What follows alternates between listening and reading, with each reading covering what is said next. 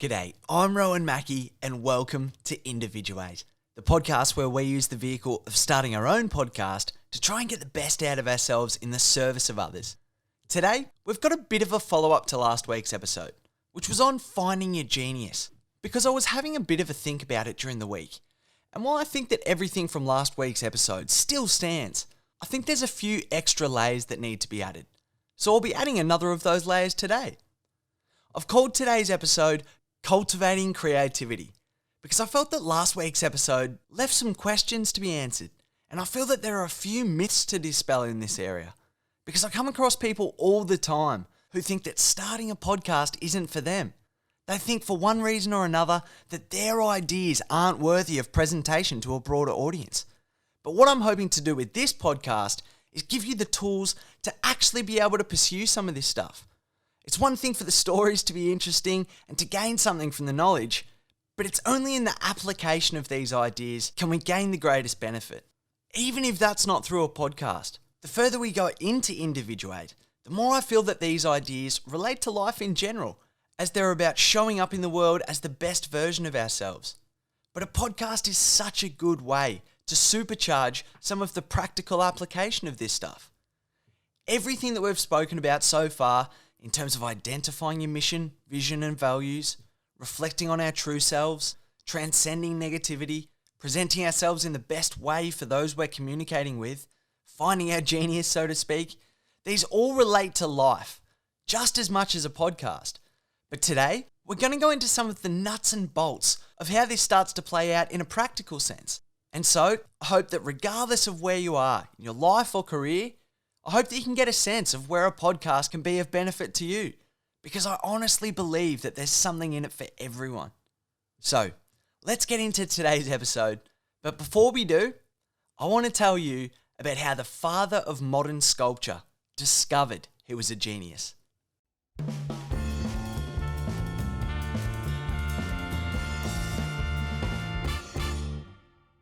Auguste Rodin was born into a working-class family in Paris in 1840. For someone who went on to be known as the father of modern sculpture, Rodin lived an unexceptional childhood. Nothing from his earliest years would suggest that he would go on to become world-renowned and respected. After failing to excel academically, he was sent away to boarding school. However, visual impairment and Rodin's shy nature didn't suit boarding school, and allegedly, he could only barely read and write by the time he left at the age of 14.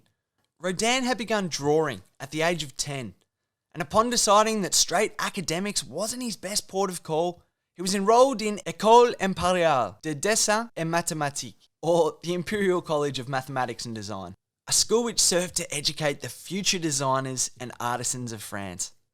It was there he was able to more fully explore his artistic side and begin to crystallize his dream of becoming a world-famous sculptor.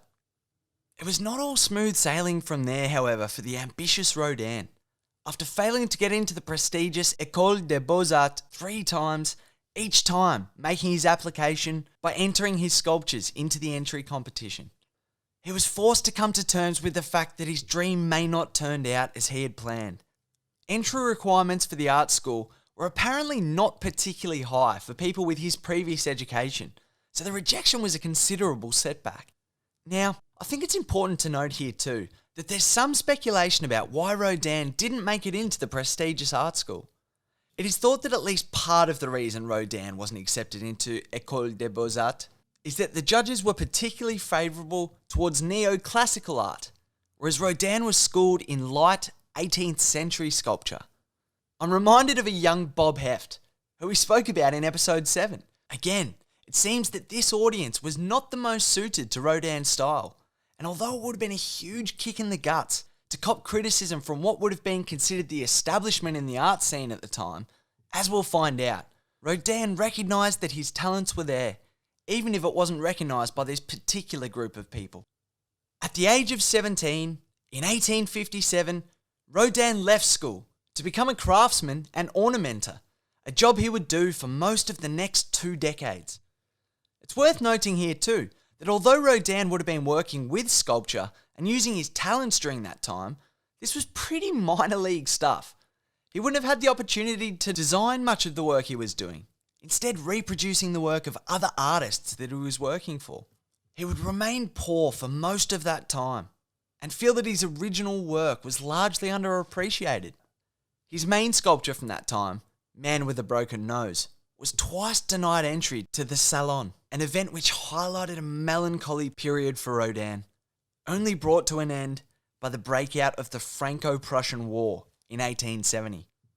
The breakout of the war, in many ways, made things even worse for Rodin. He was a 30-year-old sculptor, caring for his young family by working in a job that didn't fulfill him. Then war breaks out and he was sent to fight. There was no chance of him getting work as a sculptor in Paris during the war, but fortunately, his service in the National Guard was brief, due to his nearsightedness. Times were tough for a decorator, hoping to provide for his family during the war.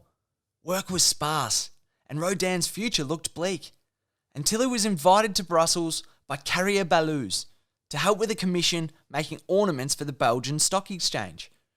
Rodin's employment with Carrier Balouse was short, however, but Rodin decided to stay in Belgium to find work, soon linking up with another partner, Joseph van Rasborg, which allowed him to continue working on the project.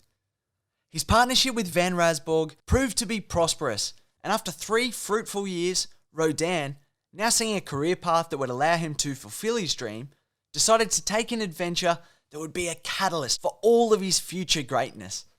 Rodin's passion for sculpture drove him to better understand how to sculpt the human form.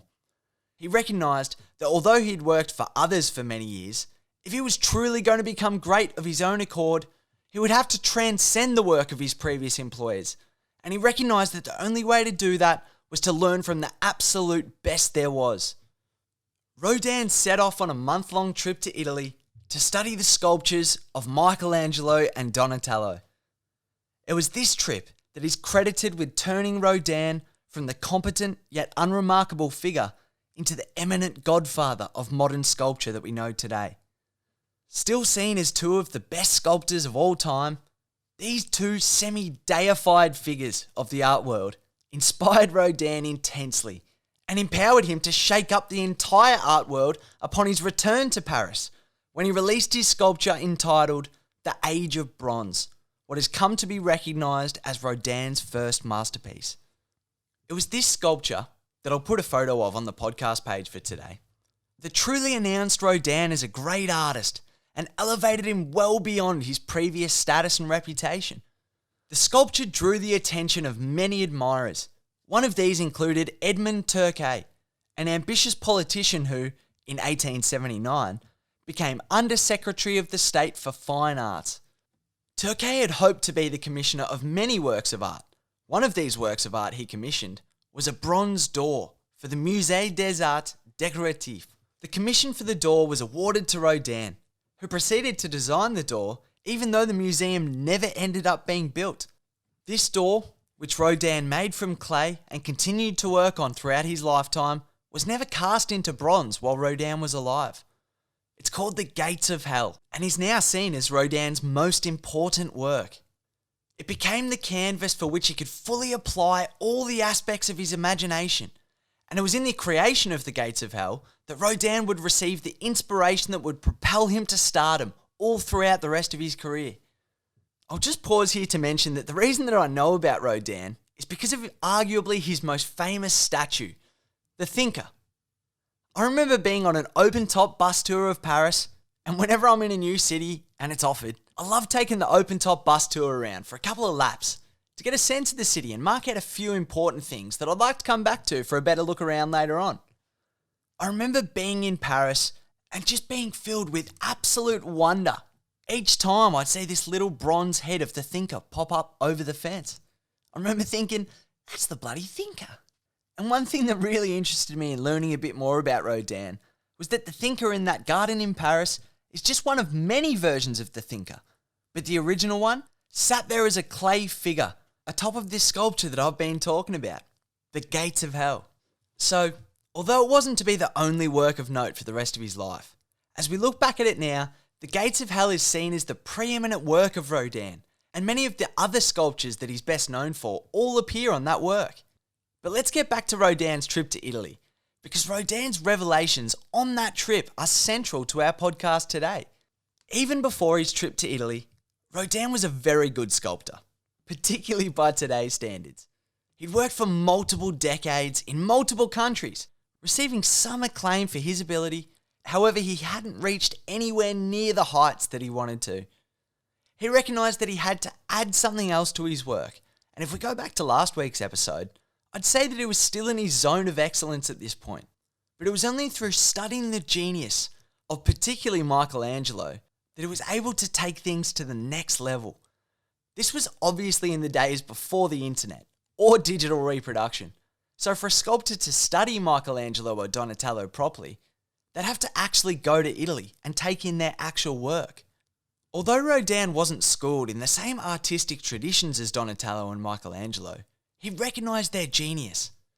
Now, I'm not an art historian, so please forgive my oversimplification. But Rodin recognised that Michelangelo brought extra life to marble.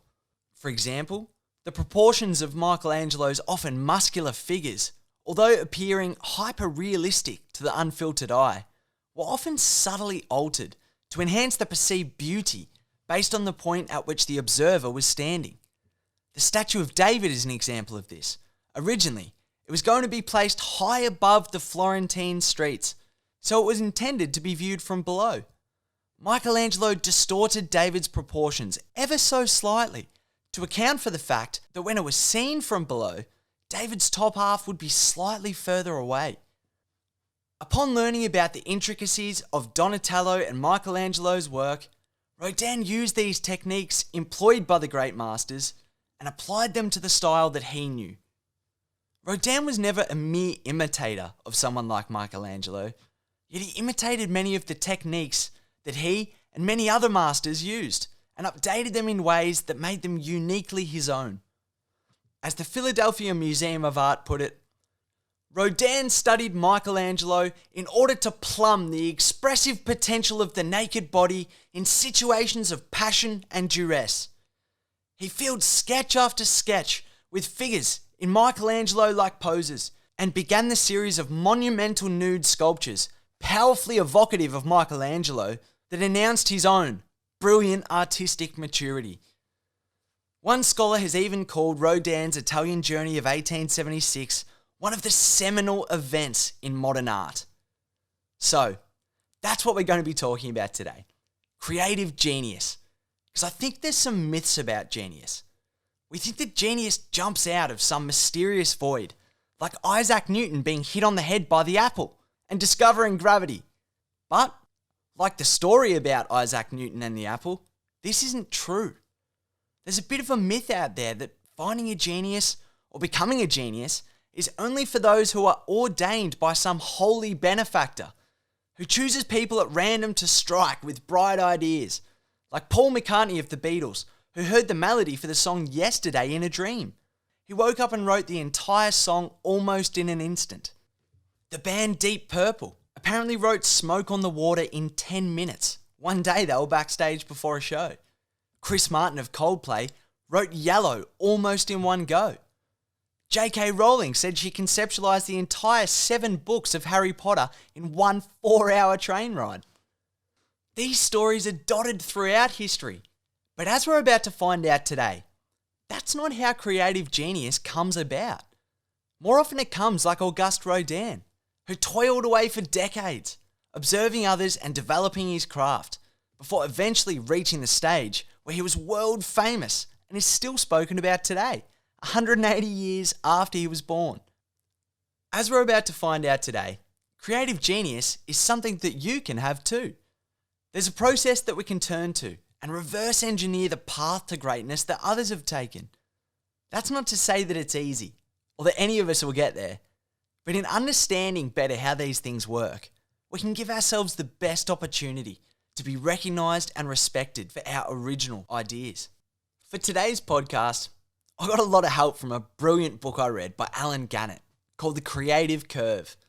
I'll put up a link at the podcast page for today, easygoingdigital.com/individuate.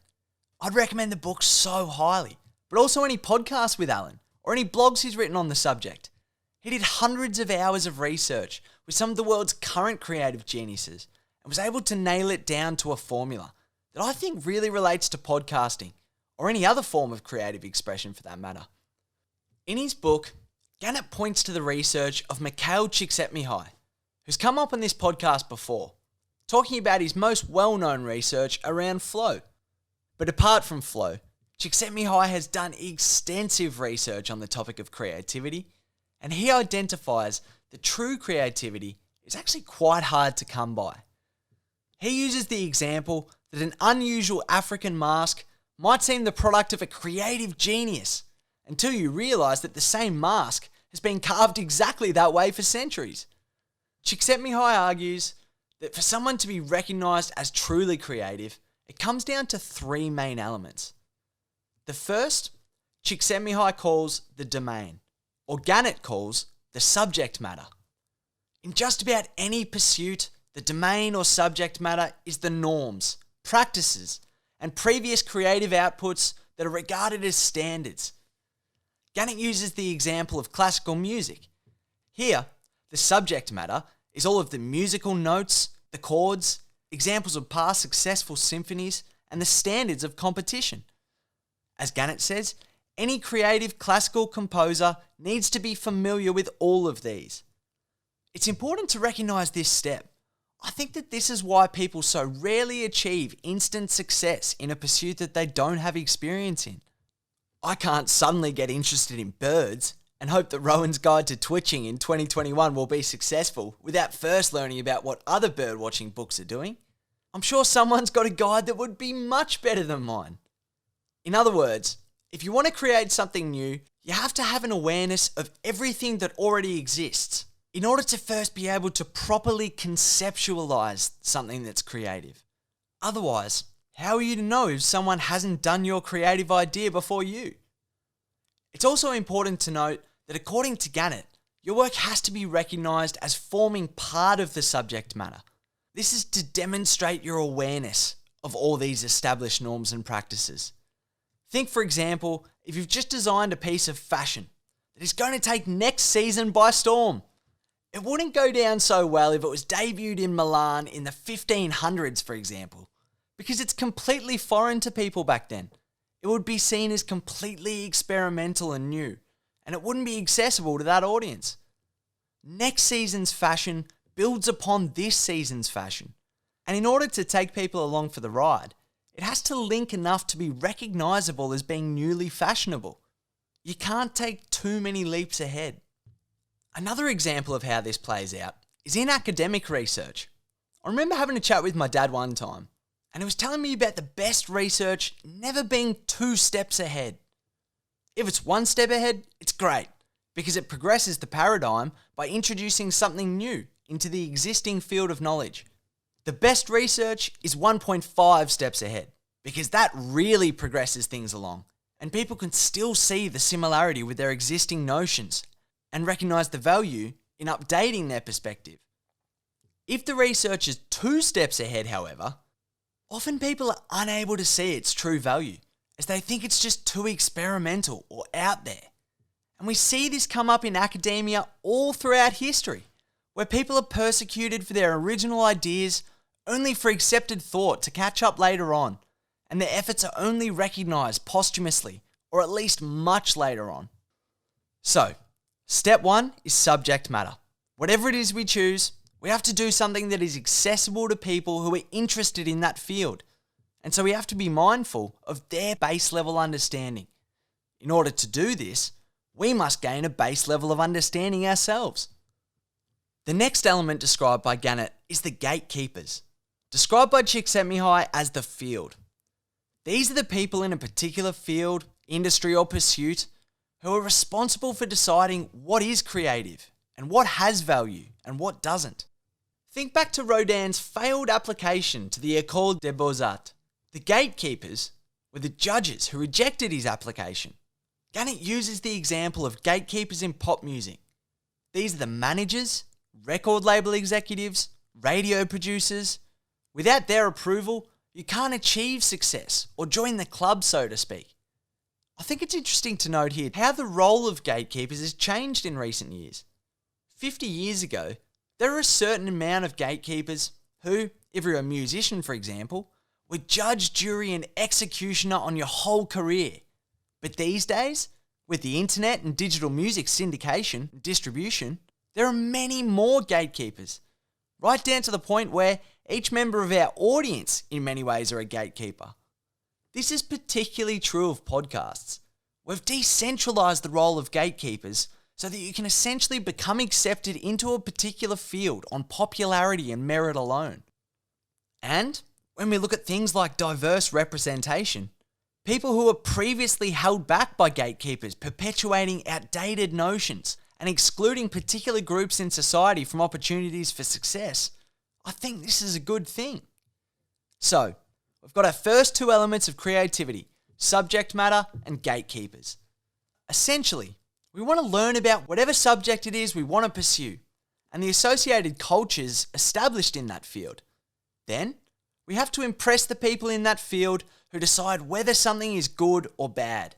Then finally, the third element of creativity is what Gannett calls the individual, or what Csikszentmihalyi calls the person. Whilst this is where most of the literature exists around creativity, think Isaac Newton being hit on the head with an apple, no one exists in a vacuum. All of these people that we see as being geniuses were influenced by all the people who came before them. They stood on the shoulders of everyone who came before them and contributed to the circumstances that the genius was then able to build upon. To fulfill the third element of creativity, we have to also understand how our work will be received by our intended audience. We have to recognize how our projects fit into the zeitgeist, so to speak, and find what makes them particularly accessible, as well as novel or creative. The individual in this model is also able to create something that's technically proficient because they understand what is regarded as good technique. They've been able to elevate themselves into a position where they have been recognized by the gatekeepers and they know that their skills and ideas are viably pursued in a commercial sense. Csikszentmihalyi also says not only do individuals need to be technically talented, but they also require a set of practical attributes that allow them to engage with media, consumers, and gatekeepers. As Csikszentmihalyi says, part of being a successful artist is being a successful salesperson of your own brand. Gannett points to a study from Csikszentmihalyi where he tested and interviewed art students and then followed their careers over the next few years.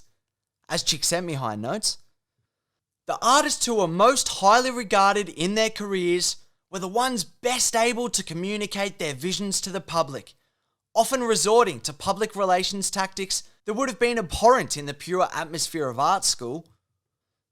So it seems to me that this idea of the individual, or the person, isn't just fully formed in an individualistic sense. It's more that they've developed in a way that's connected with those around them. Dare I say, it sounds an awful lot like an individuated individual.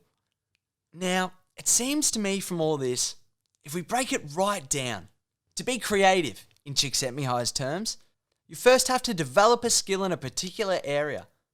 Then, those who are already skilled in that area either accept whether or not that person is skilled.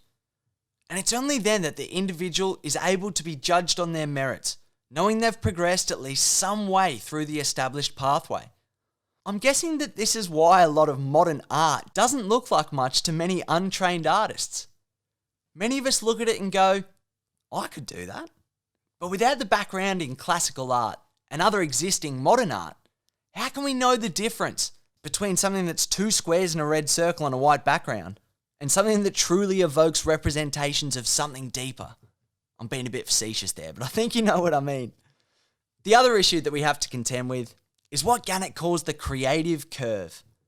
Essentially, the creative curve is a bell curve, or an inverted U curve on a graph, which denotes that things gain in popularity up to a point before they become too old or too derivative.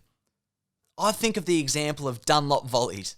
When I was young, the shoes, Dunlop volleys, they were all the rage.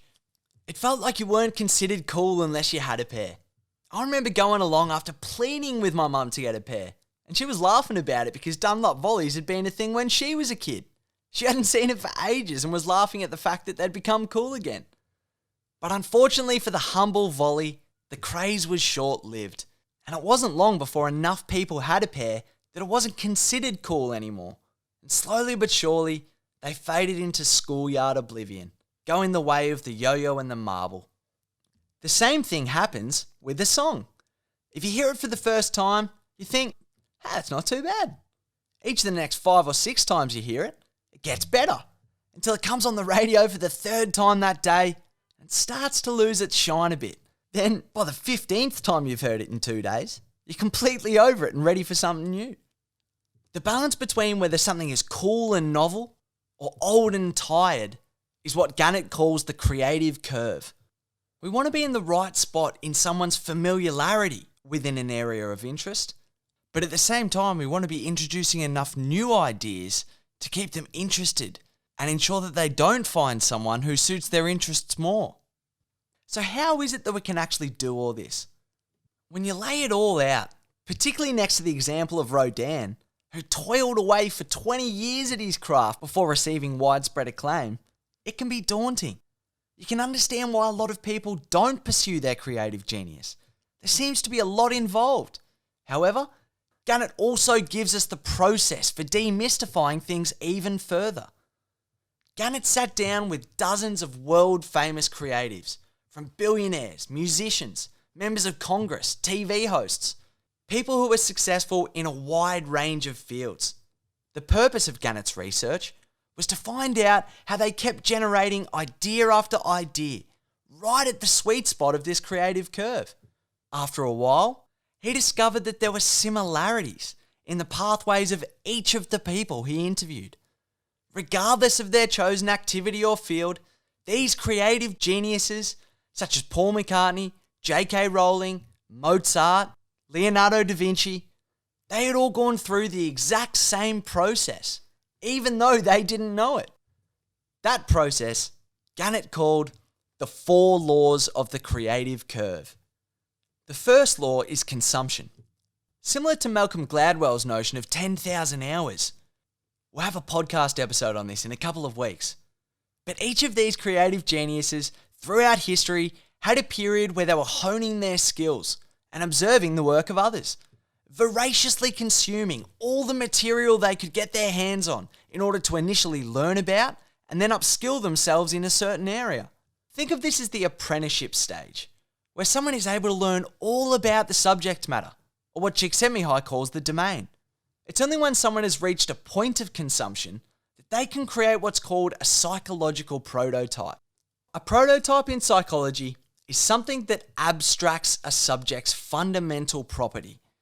It takes the central thing that something does, and it slightly distorts it in a way that it still does that thing in a slightly different way. For example, if you have a cafe, the psychological prototype might be a coffee van that also sells muffins and pulls up at businesses to sell the staff morning tea. The psychological prototype of a car could be a motorbike. The prototype of a bar could be a vending machine. I think you get the picture. But a prototype is anything that takes the overarching principle of something and delivers it in a new way. Another aspect of consumption is what's called an exemplar. Essentially, these are examples of prototypes that someone can associate with. For example, Elise Perry is an exemplar of a sports person. Elvis Presley is an exemplar of a singer. Elon Musk is an exemplar of an eccentric billionaire. The terms singer, sports person, or eccentric billionaire are all ambiguous, vague terms in an individual sense. It's only through populating that term with exemplars that we're able to understand how successful people abstract the fundamental premise in their own way. Essentially, the idea of the law of consumption is that we have to have an understanding about the domain in which we hope to be creative. Again, it comes back to that idea that we spoke about earlier. How can you do something new if you don't know what's already been done?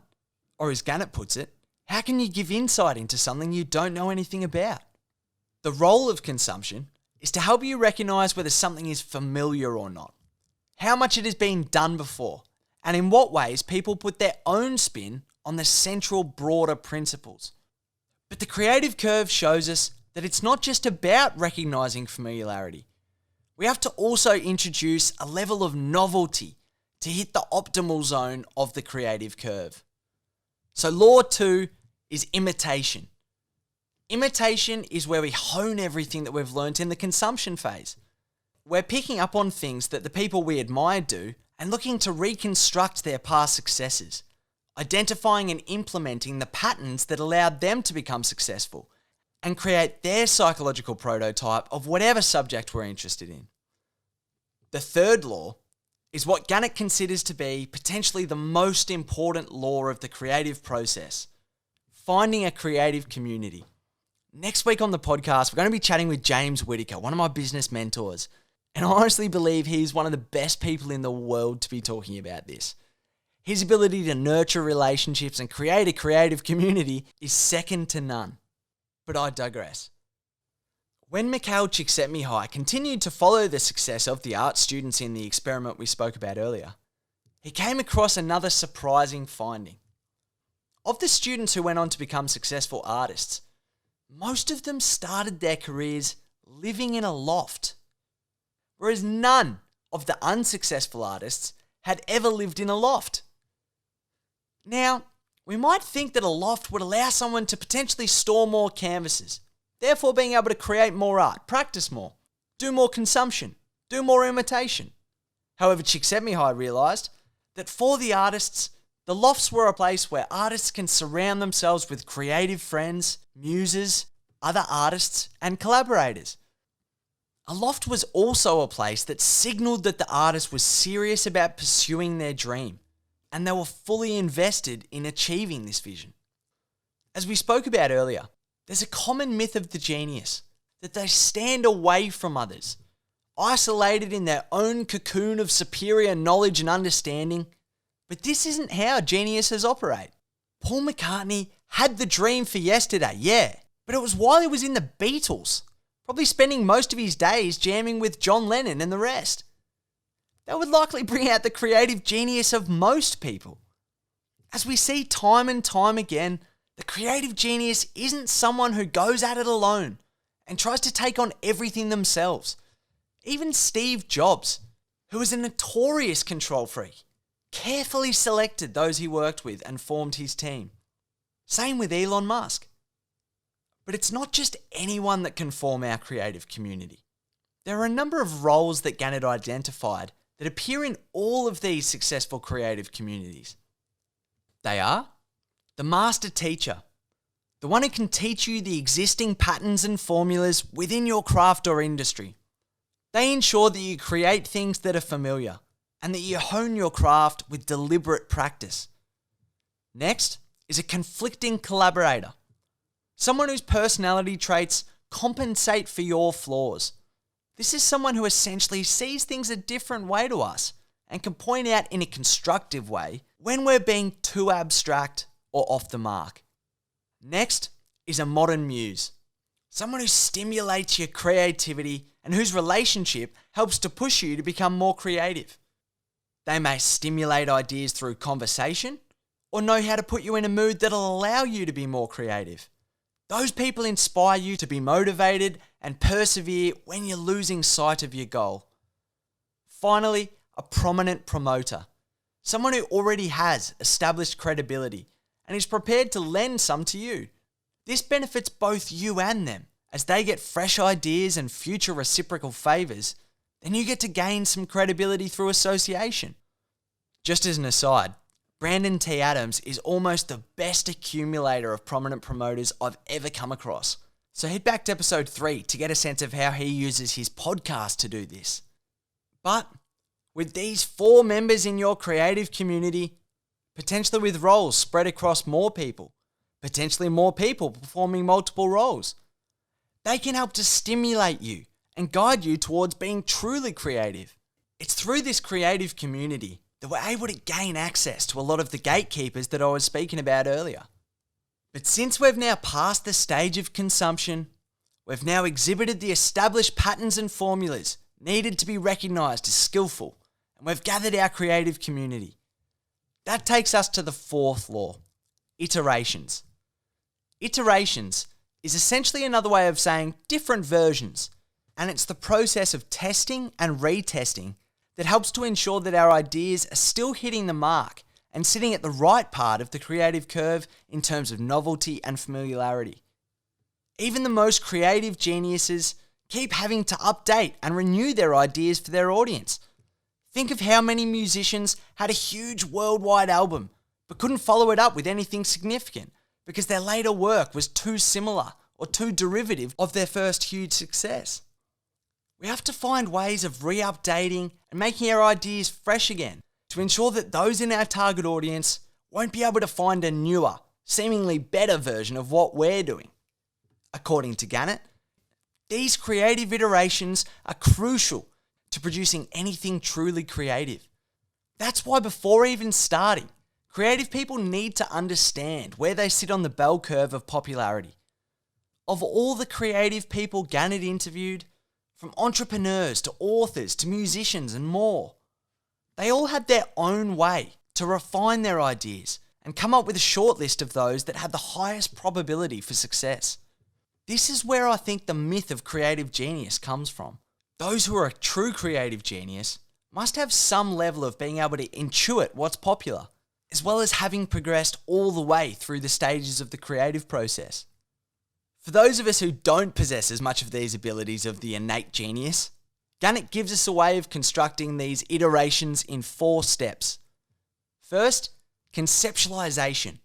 Coming up with a whole bunch of new plausible ideas.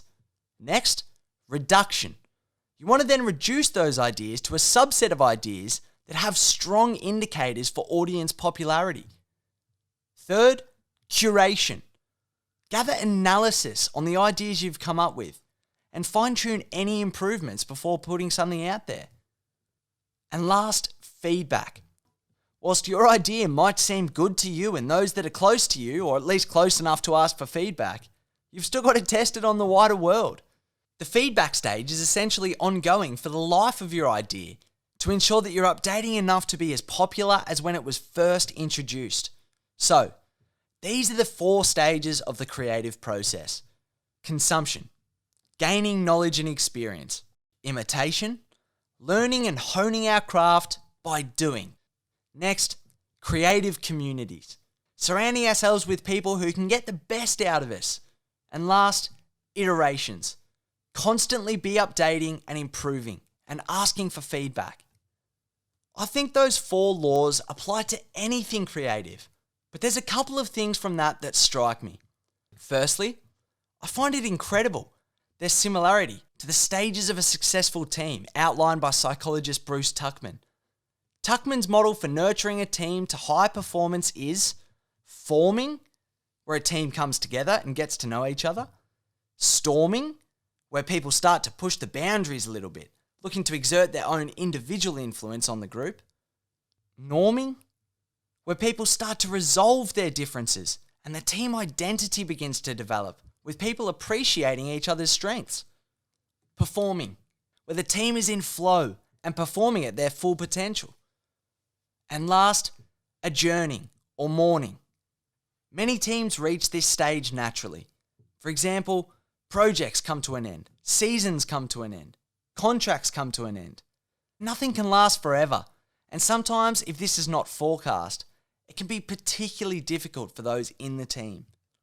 But if we go through the 5 stages, forming, storming, norming, performing, and adjourning, they're almost the group versions of the process we've discussed today. If we think about forming and storming related to the consumption and imitation stages of the creative process, norming and performing relate to finding our creative community and iterations, and finally adjourning or mourning is the updating or renewing of our ideas to ensure they're still popular, and if they're not, letting the old ones go. This model seems to work at an individual level, but also at a collective level, which suggests to me that there's really something to it. If we go back to Auguste Rodin, who we spoke about at the start of the podcast, he went through this cycle too. First, he honed his craft. Although receiving initial rejection, he intuited that he would succeed if he continued to consume and imitate. Then, You could argue that his creative circle was extended to include the works of Michelangelo and Donatello. But certainly once he received his acclaim, he was surrounded by many other artists, and he was able to prosper from there. To the point where Rodin, the famous sculptor of bronze, never actually worked with bronze. He would work with clay, and his employees, other artists who occupied the position that he once did, reproduced the work in bronze for him. The other thing that really strikes me about this creative process is just how much it relates to podcasts. We can use podcasts for consumption, observing how others arrange and present their ideas in ways that can give us clues as to what might work for us and our audience. We can use podcasts for imitation, to test out our ideas and to try and hone our craft, both in a speaking sense, but also in terms of the crystallization and distillation of our ideas. We can use podcasts to access a creative community, both in terms of our audience, but also in terms of the roles that people in our creative community can provide. What better way of accessing people to form part of your community than to go on a podcast? As I mentioned briefly earlier, look at how Brandon T. Adams has used his podcast to access prominent promoters, many of whom went on to play different roles in his creative community. And finally, we can use a podcast for iterations. We can test our ideas, update our ideas, and gather feedback from our audience. At the same time, updating and expanding our knowledge to ensure that new ideas we have are more likely to produce novelty and hit closer to the sweet spot on the creative curve. And so it seems to me that genius doesn't hit you on the head like an apple, or miraculously appear out of nowhere in a dream. As Steve Jobs said, creativity is just connecting things. Those who are creatively genius have just learnt what to connect.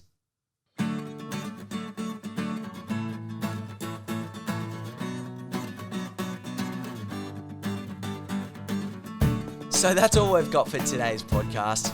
I know it's a bit of a longer one, but I think there's just so much wisdom in it from Alan Gannett and others that it's worth trying to get our head around. So check out the podcast page for today at www.easygoingdigital.com.au/individuate.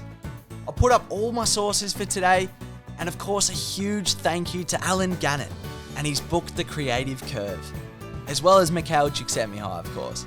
So thanks so much for spending your time with me today. I hope you can join me again on the next episode of Individuate.